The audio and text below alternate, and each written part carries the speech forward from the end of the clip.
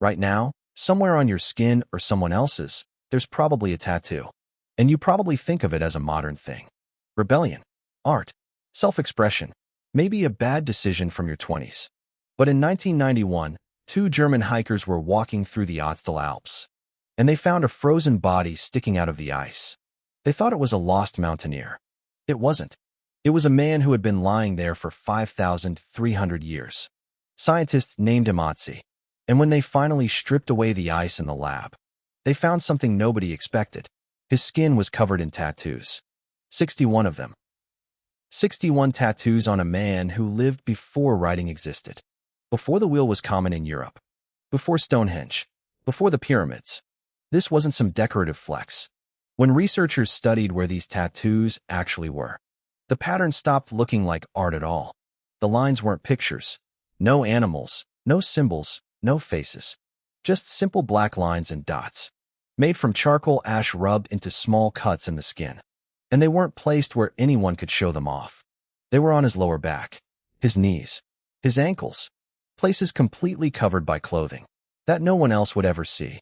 So researchers did something obvious. They gave Otzi a full body scan, and what they found lined up almost perfectly with the tattoos.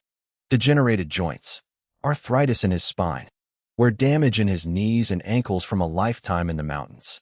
Every single tattoo sat directly on a point of chronic pain. Here's where it gets stranger. Several of those tattoo points match, almost exactly, points used today in acupuncture. Acupuncture, a practice we usually credit to China, dated to around 100 BCE. Otzi had it tattooed into his joints roughly 5,000 years before that. And Otzi wasn't alone. Around 2,000 miles away, and 1,000 years later, in ancient Egypt, archaeologists studying female mummies found tattoos too. For decades, historians assumed these women were dancers, or more bluntly, prostitutes.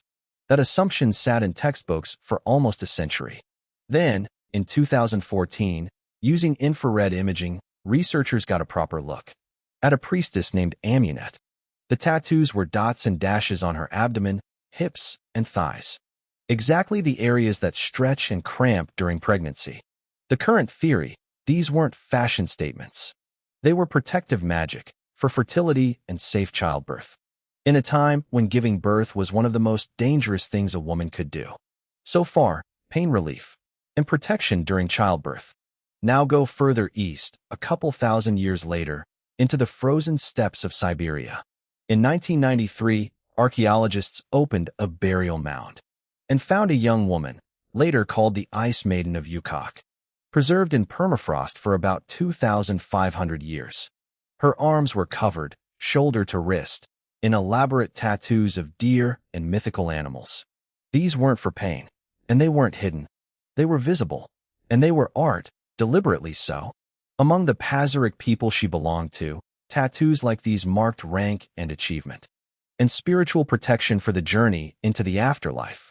The more elaborate the tattoo, the higher the status of the person wearing it.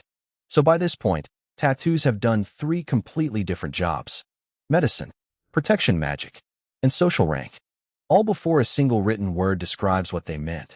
Then something shifts. The Greeks and Romans start tattooing people too, but for the opposite reason. Not to honor someone, to mark someone as owned or as punished. Slaves were tattooed on the forehead to make them identifiable if they tried to run. Convicted criminals were tattooed as a permanent record of their crime, so that no matter where they went, everyone could see what they'd done. That single shift is the reason a mark that once meant healer, or protected, or high status, spent the next 2,000 years meaning criminal or outcast across most of the Western world.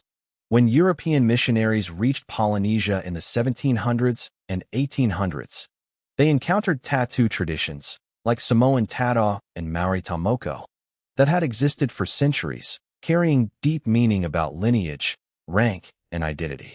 Many missionaries banned the practice outright, treating an ancient sacred tradition as savagery, simply because it didn't fit the meaning tattoos had been given back in Rome.